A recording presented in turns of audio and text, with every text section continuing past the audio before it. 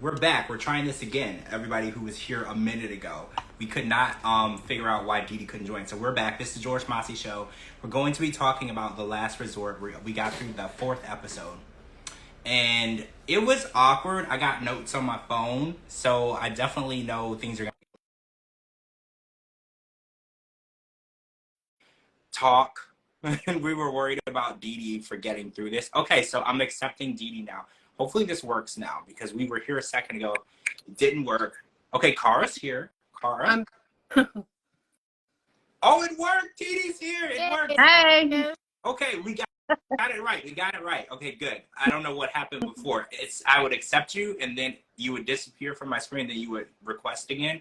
So I was like, I don't know. I don't work on Instagram. I can't blame it on the weather today because it's gorgeous outside. So I don't know what's up with my phone. I don't know. It might just be Instagram. It might not be you. It doesn't always have to be you, right? It could be something. 95% of the time it is me, okay? Well, I think Instagram knew what we were talking about and said, shut this shit down. Yeah, they were like, this is too risque for Instagram, right? So this episode was, hold on, I have notes because I want to get this right. Pleasure Positive Sex Educator. Sure. Was what she was called. And she teaches couples how to please each other, themselves, I don't know, each other, and properly listen to what your mate wants. So first of all, do y'all believe that this is a necessary thing? Do you think this is a bunch of BS? Yeah. Or do you think that this is actually something that works in relationships? It's BS. I learned nothing and I got sick. Yeah. 1,000% BS. I was like, oh my gosh, barfing, especially when it comes to Big Ed.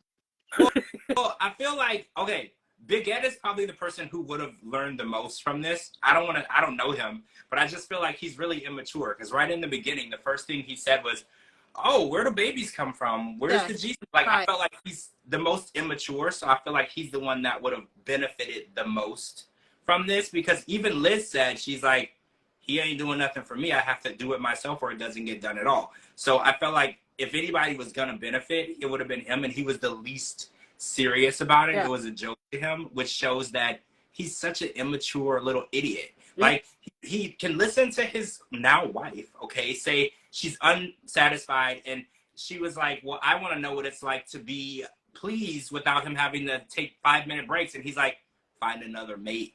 Yeah. I was like, really? Is that how you feel? You feel like you can't change for her? You can't do one thing different to make her happy? And it's just, he really irritates me. He's a horrible human. Okay, first of all, can we address the elephant in the room? Okay, first of all, why in the hell is his little punk ass talking about her the way he does when he can't even last 30 seconds in the bed without huffing and puffing about to pass out? I mean, and then everybody's seen his little bitty Vienna sausage that he. Yep. I'm gonna put a disclaimer on this video. I'm gonna put a disclaimer on this video. Yeah, we're gonna have to. He's just a horrible. I mean, come on now. Who is he to talk the way he does about her when he can't even satisfy her? No shape, way, or form. I mean, come on now. Seriously? She said that she would rather do it herself. And even when the teacher was like, well, maybe you should help each other, she's like, nah, I'd rather just do it myself. And it's like, it kind of seems like that door is closed. The intimacy door is closed. So I'm trying to figure out what's keeping Liz on board with Ed. It's not the sex. It's clearly not his looks or intelligence. I'm like, TLC money, that's it. It's got to be the TLC money. It's got to be. It's got to be. Or either this is some big joke that they playing on everybody. They're really not actually together. It's all just a big scam to make people think. Because I don't know anybody in their right mind, why in the heck would you allow someone to treat you the way he treats her and then go on national TV? This has got to be a scam. It's got to be. Well, I think that Kelly says they didn't show a lot, but he was always there for the attention. You know what? I was watching this episode, and I was like, Big Ed would probably do this show just for the attention. You don't even have to pay him in money. Paying him in attention would be enough for him, because I feel like attention is the only thing that he's after. Whenever he's in a group discussion, whenever there's a camera anywhere in the room, it has to be on him. He has to say something that's funny. He has to say something immature. It's just, it reminds you the class clown. Remember when we were in school? Yeah. There was that one person. We're trying to have a biology class or whatever. Everything is serious, and that one person has to make a joke out of everything. That is exactly what he reminds me of, except he's a grown, adult, middle-aged man. Yeah. He thinks he's funny. He thinks he's saying funny shit, but he is not. He's so freaking stupid. It's disgusting to watch him talk. It is. He is one person that I would punch in the face multiple times and kick in the balls. Yep. And then once he's down, stomp him again. Yep. I mean, I cannot stand him. Yep. So Carl, we need to investigate where he lives, and we need to show up at his front door. Oh, I am we going to Arkansas? Are we going to Arkansas? We will go. Me and Carl is always down for a road trip. I haven't been to Arkansas. George, you better have them credit cards ready. I'm down. I haven't been to Arkansas since I was like a teenager. I'm down. I haven't been there since like we took a school trip somewhere, like to the capital or something. That's like the last time I've stepped foot in that state. I'm down. I would go. I've never been there, but I would love to go kick him in the balls hard enough to see if we can't go to Arkansas and get arrested. I mean, it's a different state. It's fine. They don't know us there. Whoa. Oh my God. No, they don't. All right, so let's talk about, there was a lot of talk about G-spots, prostates, and Asuelo brought up lubricant.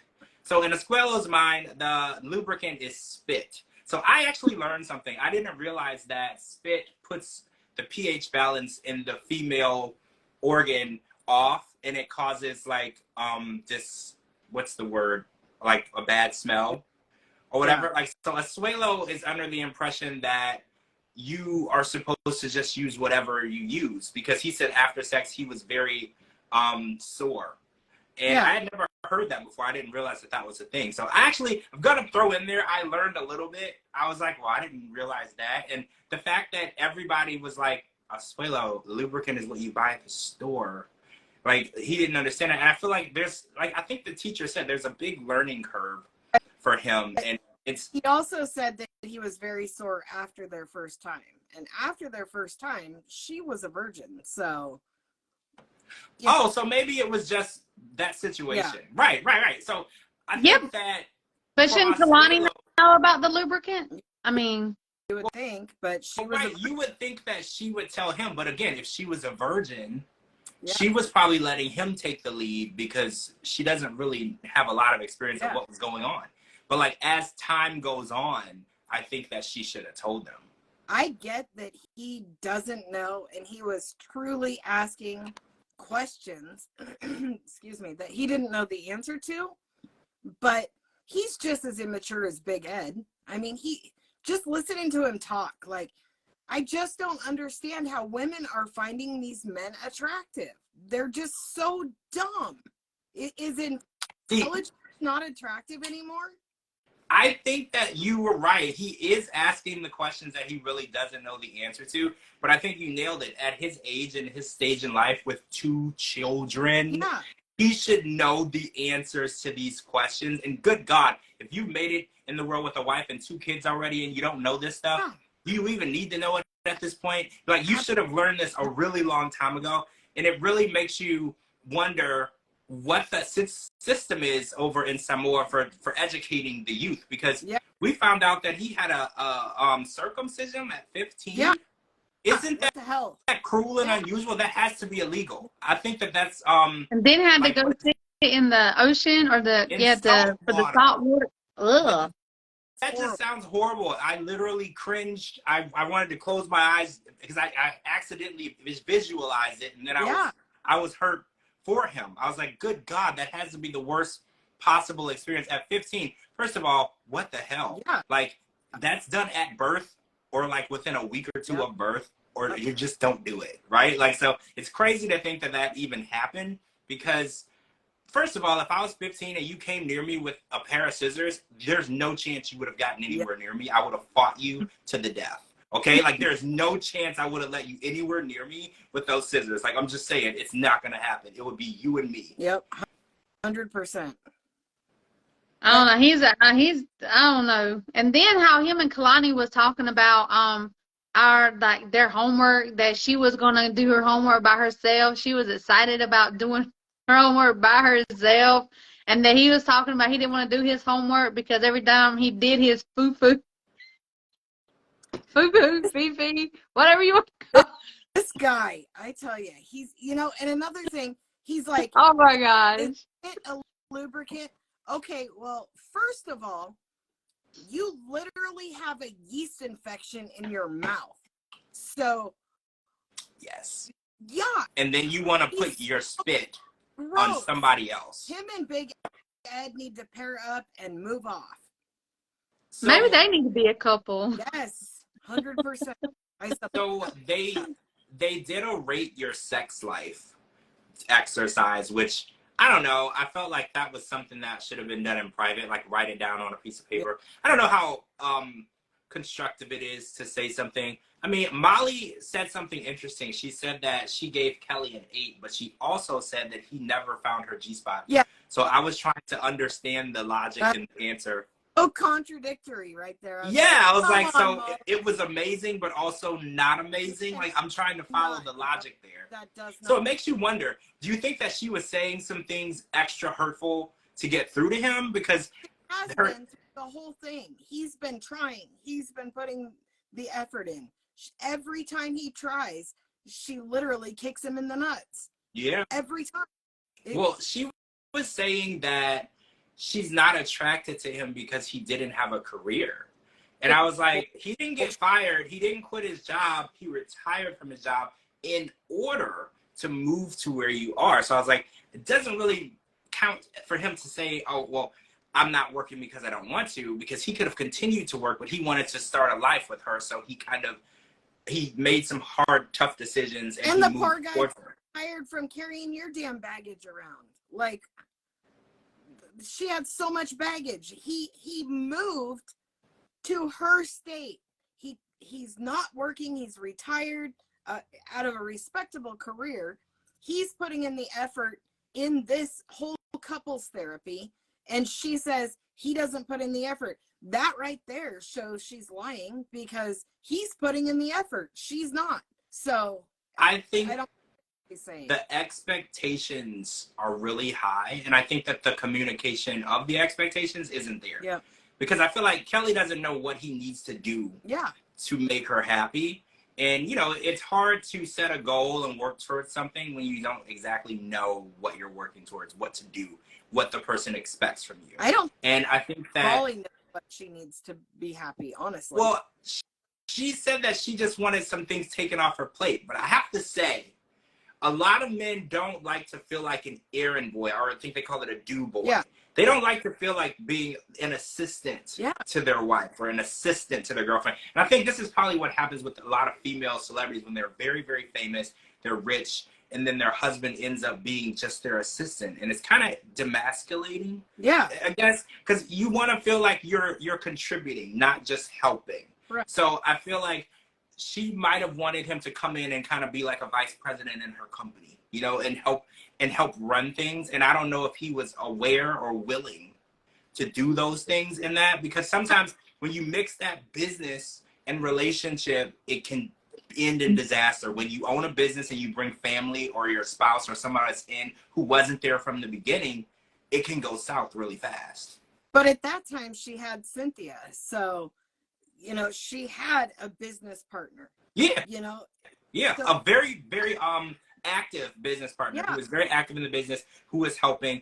And I get that owning several businesses and traveling and doing it's a never ending job. I totally get it. You feel like every 20 things you do, there's 100 more. I understand that. I know that you're never going to feel like you're going to get a break, but that's part of being the boss. You know? Yeah. How many businesses does she have? Well, I know that she travels for her, like, doesn't she have books? DeeDee, help me out here. Does she have books? I know she travels. I don't know about the books, but I know that she owns Libby Ray, and she does a lot of traveling. She goes everywhere. She's always on the go. But mean, as far as the now. books, I don't know nothing about any books. Okay. I could be wrong, but I don't know anything about any books. Was on a book tour at one point. Maybe I'm missing something. Yeah, I don't know. I just knew that she had a business. She had a business partner. She was doing pillow talk and all of that stuff. Yeah. So I didn't see a whole lot of like, what do you need him to take off your plate? Raise your kids for you? Go to work for you? Like, isn't it a partnership when you're together? Yeah. I feel like you want to feel like you're doing things as a partnership. I mean, and Kelly said she treated him like an employee. And I kind of felt like I definitely saw that because she wanted him to come in and be a part of the business, which is okay. But, you know, I want to come in and not be like a cashier or a stock person. I want to be like part of the management team. I want to feel like we're equal. You know, I definitely don't want to feel like I'm doing the work you don't want to do.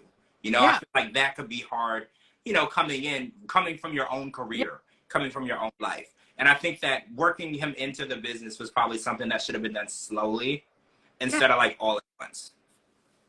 Yeah. Well, I'm just like Molly and Kelly was my favorite couple of all time. Yeah. Me like too. They were really, really good together.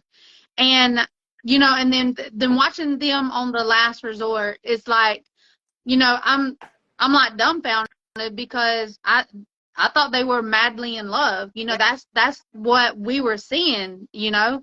But Molly should have told Kelly exactly what she wanted from him. Yeah. You know what I'm saying? So really, I mean, it's really it's on both of them because Kelly should have asked more questions. If he didn't, and if he did, then Molly should have made it more clear what she actually wanted him there for.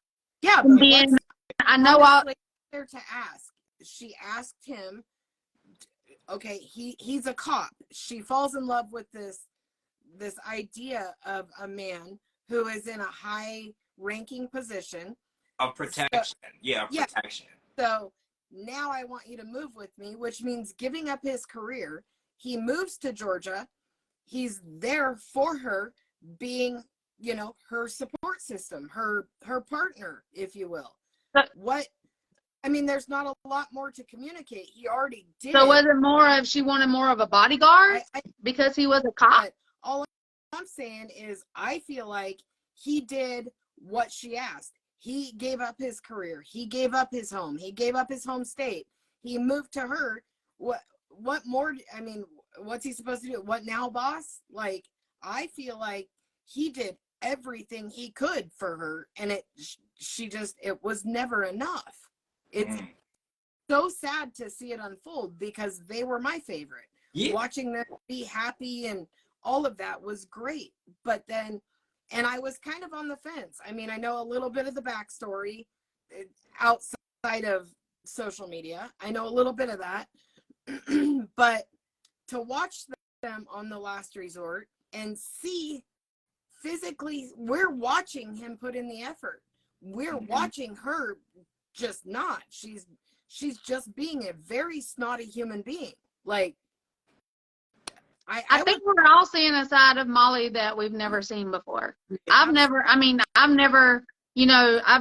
a side of that side of Molly. Molly's always, you know, jolly, happy, always laughing, you know, even when, you know, I've traveled all the way to Atlanta to hang out with her, you know.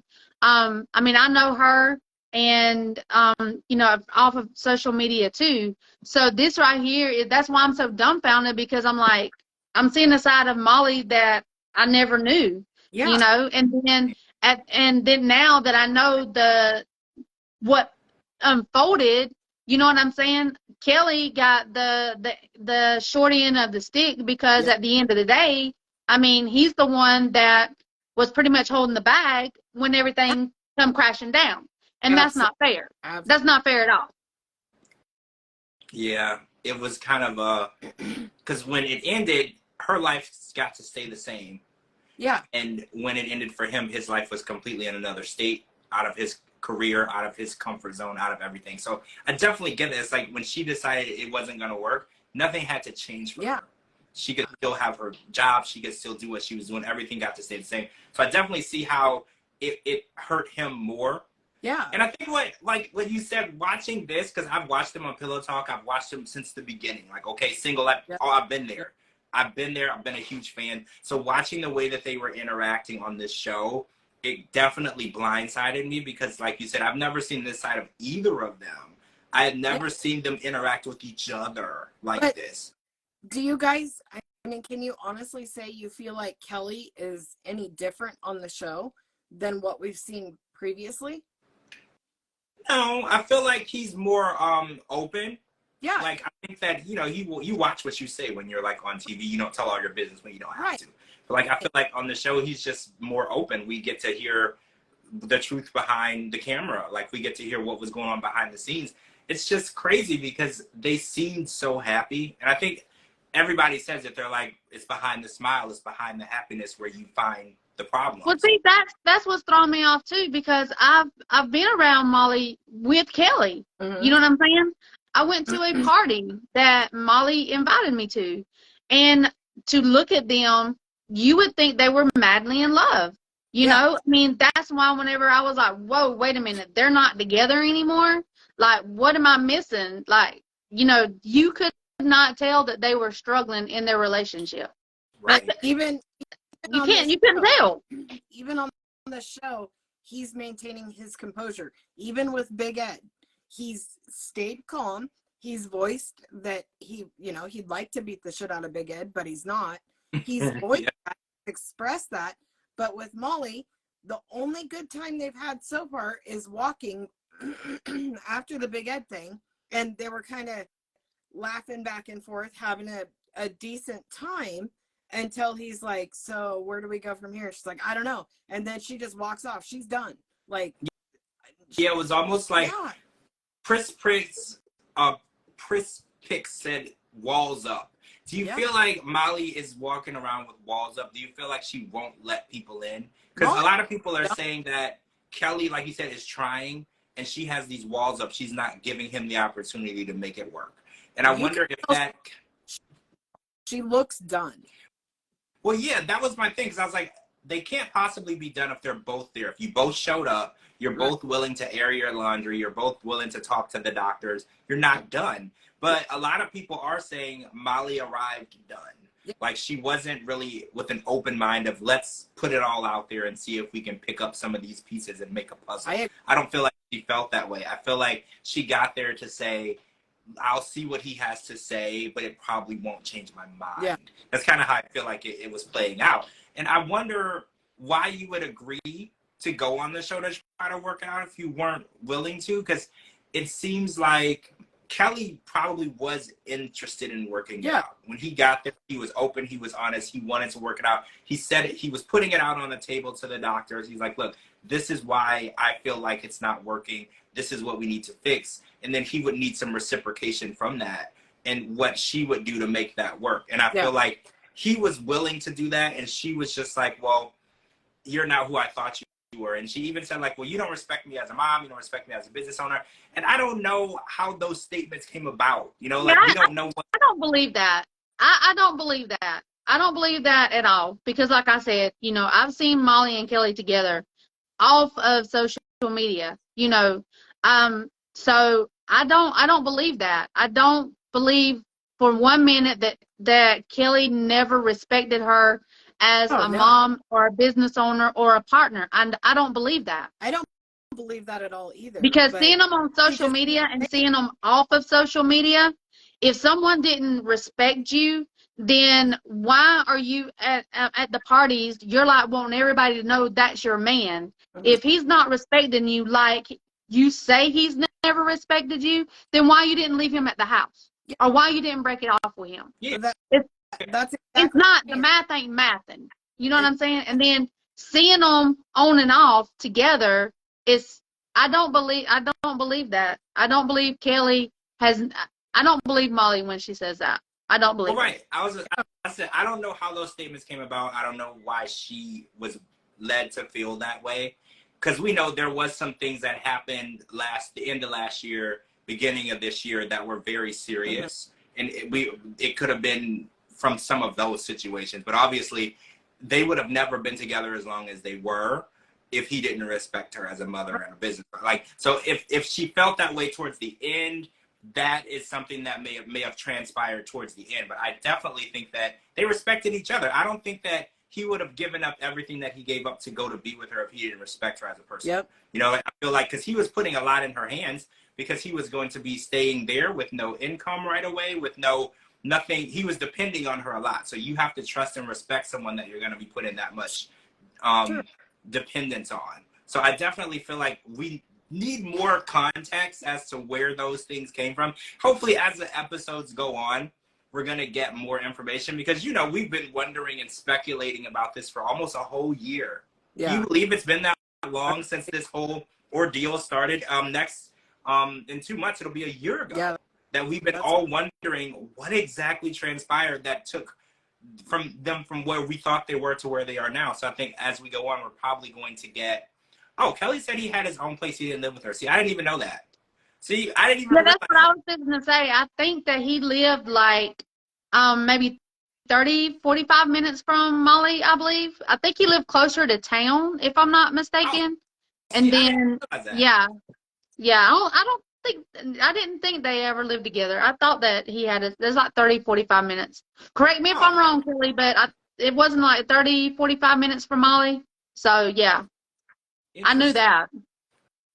So I want to jump over and I want to talk about something that Jovi said on this episode I thought was interesting. He said that he feels like Yara wants him to go out of his way and do nice things, and then he's going to be rewarded with sex. And he said that since he's married and they love each other, he shouldn't have to do anything extra. So I wanted to get the female perspective on that because I know when in the world of dating and courting, you know, men are typically, you're supposed to take a woman out on a date, buy her a nice dinner, take her dancing. You don't just say, hey, do you want to have sex? You know, like you need to treat her a certain way. But do you feel like Jovi is justified in saying that because they're married, or do you feel like just because you're married doesn't mean that you shouldn't try? See, now I took that completely different, honestly. How did you? Okay, tell me your perspective.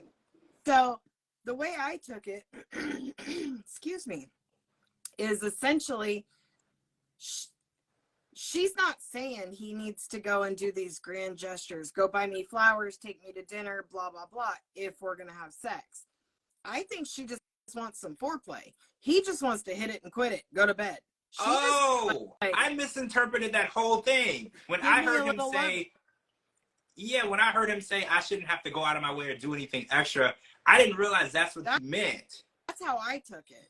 But that's how I took it too. I mean, us women don't want the man just to be like every time they open their mouth. And this is all we've been seeing this whole episode is every time he opens his mouth, he's talking about sex. Yeah. That is a huge turnoff. Absolutely. Like, don't do that.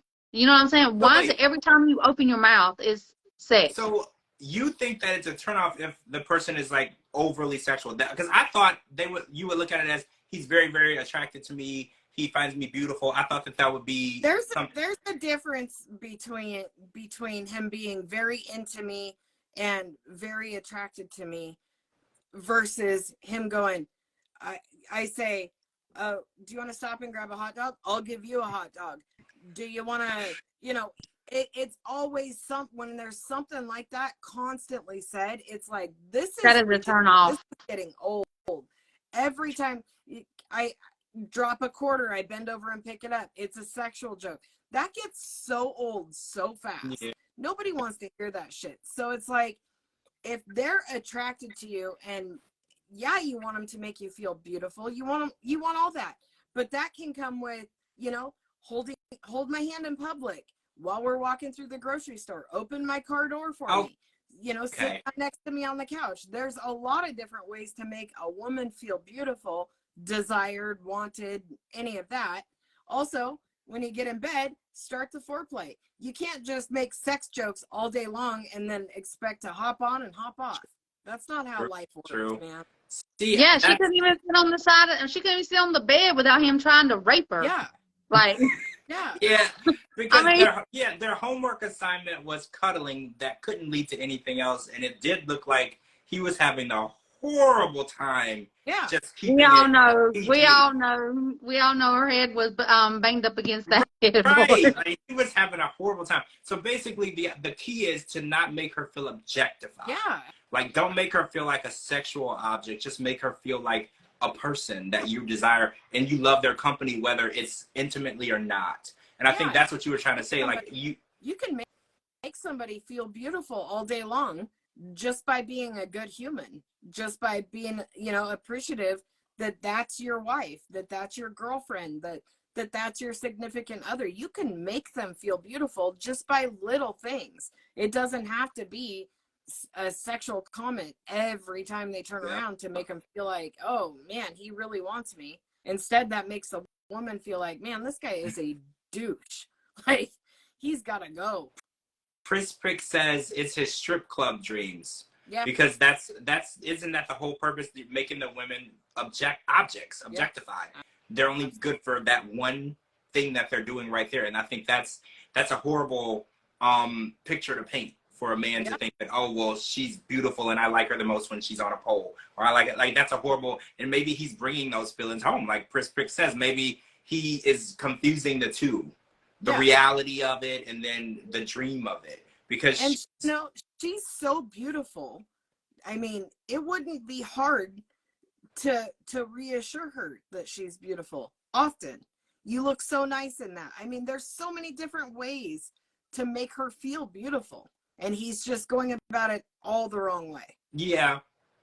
So if it is a foreplay thing, I don't think that would be an issue, because like you said, he's a horn dog. All they have to do is communicate that that's what she wants. It is an issue. Yeah, but if the woman has to tell you what she wants. Well, yeah, that's what I was gonna say. If say they've been doing it the same way for a while, she never mentioned to him like, hey, I don't like the hit it and quit it. I would rather we worked up to it. Like, but if she's never said that, I guess in his mind he thinks she likes this. She didn't complain. Because, you know, men are very simple. They're very simple. Say it. Yeah, men are very very simple. If you don't complain to a man about something, he'll assume you like it. If he takes you to a baseball game every Saturday, he will think you like going to baseball. George, if a man is into a woman like a woman is into a man, either way, you don't have to say anything. Pay attention. A woman or a man can tell you what they want without saying it. So if you're really in love with your partner, whether it's a man or a woman, pay attention. They'll tell you everything you need to know. But also, there's no way she's not vocalizing what she wants, because he's saying, I don't feel like I should have to go to extremes or do the extra to be able to have sex with her. Well, she's obviously telling you, yes, you do. You need to do something, because what you're doing isn't working for me. True. That's true. If he feels like it's too much work, that means that she's presented him with the job. Yeah. Like, so yeah, because if someone brings you an estimate, you're like, that's too much work. That means that they've already told you what they've expected. So she has brought it up, and I guess he's not listening. But he's hearing, I've got to buy her flowers. I got to buy her a new wardrobe. I've got to take her on a trip. I got to spend money. That's what he's hearing. She's not saying that. That's what I heard. See how simple men can be? That's what I heard. That's what I assumed. So you have to explain it in very, very layman's terms. Because when I was watching it, I was like, well, yeah, you shouldn't have to take her to like a $400 dinner every night just to get, you know. But that's what I heard. That's how simple you have to make sure that you are being very clear of what your expectations are, especially with men. You know, we when we want something, we want that. So you have to make it very clear what is required in order for that to happen. Right. All right. Lord have mercy. Do we have to talk about Angela? Well, yeah. Oh my Lord. But I was waiting for him to bring it up. I was like, well, maybe he's keeping her for the chance that she was. I'm like, before we go into Angela and her Bluetooth vibrator, I want to talk about Kalani said that there's videos that exist of her and Asuelo doing homework, and we know what that means. Right. So I was like, now that there's a visualization in my mind of that, I wanted to just see where you guys were with that. Because I was like, why? First of all, why do people make videos of that? Well, I'm sure in my head, it tells me that it was before he came to the U.S. when they were still in love. Well, wait, you think they weren't in love at all since he's been here? I mean, it didn't look like it was flaming hot when he got here. Oh, wow. Wow, so you think that all these... I'm thinking they're just together because she got pregnant and her dad and mom made her stay with him because that's their culture. 100%. Whoa! So you think that they're together because of the boys? Absolutely. No reason whatsoever. And I did hear Kalani say that it's hard for her to not have and maintain a relationship with a man that she's intimate with because she's not been intimate with very many men. Yeah. So since he was the very first man she was intimate with and she got pregnant literally the first time, that would make sense that she would have a very strong attachment to him. Even though her mind would be telling her he's not right for her, her heart would say, well, this is the first person you were with. You have a child with this person. You have to make it work. So I kind of get that. So when he got here, do you think things were already south or do you think they went south when he got here? Both. I mean, really? Can you tell me a time that we've ever watched this show where they look happy? Well, not really. I mean, No. A lot of it had to do with his family when they were here. But like, even now that I'm looking back, even when it was just him and her family, they were fighting a lot. All the time. They're always fighting. She was having him to work to his ice cream job and she was rolling her eyes through all of that. And then when they did the whatever, when it was during quarantine and they were sitting on the couch, they didn't even laugh or giggle or joke like everybody else did. Even on Pillow Talk, they were like pretty much arguing. Well, I do remember there was a time where Kalani said that she didn't trust him to even take care of the boys without like supervision. And when she said that, that really hit me because I was like, you don't trust this man. Yeah. Because these are his children and this is your husband and you're saying that you don't trust him with his own children. And that's when I realized that things weren't very good. I was like, you're definitely not in a good place because the fact that you don't think that he's mature enough or able to handle taking care of his own children shows me that there's a multitude of issues and distrust and problems going on. Because I was like, you don't hear a lot of women say that. Like, I hear women say he's a horrible husband, he's a horrible person, but he's a great dad. Yeah. You know, I hear those type of statements. But when she said that, I was like, whoa. So he's not a good husband or a good dad? Is that what you're trying to say? That's a huge thing to say. I have never seen them truly happy. And then they went on that whatever retreat where he took her to the cabin or whatever. And literally, she was like, first thing she wanted to do was get drunk so she could have sex with him. And then it was over. Then it was a serious conversation again. I've never seen them look happy or act happy for that matter. Yeah. They've just never been happy. That's crazy because, I mean, I guess it's not crazy because look where we are right now. She's with another guy who she seems to be happy with, who she blocked because she wanted to make it seem fair to Asuelo to make it seem like that they were going to try to make it work. I think she's another person that arrived done. Yeah. Like, this was probably something where she was like, well, this show pays this amount of money. I only have to be here 2 weeks. And I can give him the closure that he would need. Free vacation at a resort for her and him and her 2 kids and her sister and the new boyfriend. And I heard the dad's there.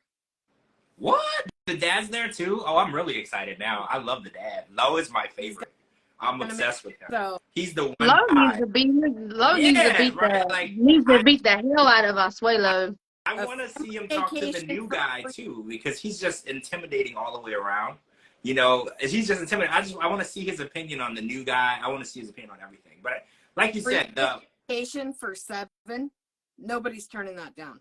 Plus, you get a check on top of it. It's a no-brainer, and it's a free what do you call them? Supervised visits for Asuelo. So if they were having custody issues, everything is taken care of. Yep. Everything is taken care of for those 2 weeks. No worries. You can worry about the divorce, right? Because you know this is where we're headed. Absolutely. Like, that's what they're really going to be worried about. They're just BSing and killing time and making a little extra money towards the end. So here we go. We're going to talk about this Bluetooth vibrator situation because Angela and Michael had a private session with the sex education pleasure teacher.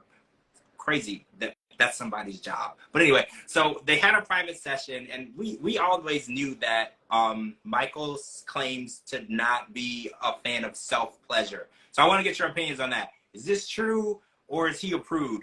You think that he's really a fan of non-self-pleasure, or you think that it's really a thing in his life? It's absolutely a thing, but nothing he's going to admit publicly. Exactly. Exactly. Because if you remember, I think it was, no, it wasn't last season. It was whenever they first started dating. Angela got really mad at him because he was masturbating. Yep. Wait, he was? Yes. Yep. That was the beginning of all these problems. And because he tried to make it seem like he would never do that. It was against He his was culture. masturbating. He was masturbating, and she And got was mad. this before she went to meet him? Like before This she was whenever she went to see him the first time. They were already together, but when she flew out there the first time, that was their first argument because he admitted to masturbating wow. and letting other women give him blowjobs. Yep. No, not while she was I there. do remember. Not I do remember this. She was there, but while she was away from him. Yes, and he went to a club, and okay, I do remember that. This was they weren't even married Yep. yet. No, that's whenever they first started dating. And then the first time she went out there, that's when she found out that he was masturbating and letting women give him blowjobs. Yep. So this is BS because he told the teacher that it was against his culture. He would never do it. It's frowned upon. And Angela pretended like it was a thing too. Yeah. Because she didn't say anything in that scene where she was like, well, this is new. She probably thinking that nobody remembers. Yeah, we remember. We remember, Angela. Yep. So this is interesting because I had forgotten, but I do, when you brought up because I do remember the fighting because he brought her a cake. Yeah. And she threw the cake in his face when he was trying to apologize. The first time she accepted it. The second time when she went out there, that's when she threw it in his face. Because that's whenever he admitted to cheating on her. Yeah, I do. I remember. See, you refresh my memory. Now I remember. It definitely was because she was like, why would you do that? Because she liked to do the video call stuff. So she was like, if you're going to do that, do it together. Why would you do it without me? And she didn't like the idea of it because she's like, if you were doing it without me, you could be doing it with other people. Yeah. And that's where it led to, and that's how the whole situation started. So interesting. So apparently he didn't want to participate in this because there was a gadget for him as well that he didn't want to use, but he did use Angela's, and we got a heck of a lot more of the scene than I think we should have in this one. And way too much. It was very awkward, and it was something that none of us ever needed to see.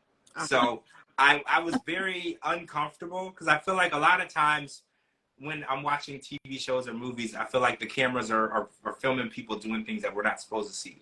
So I was just like, I feel like I'm not supposed to be here. Like, I feel like this is okay for them, but I'm not supposed to be here, right? Like, I don't feel comfortable watching. Gross. The whole thing was gross. When she goes and does whatever, putting it in or putting it on or whatever she's doing, and then she has to go by, this is how it makes me walk, and just shut the hell up. Like, shut up. Just yuck. Prince Prick said, imagine the cameraman. There was a cameraman in the room. I didn't think about that.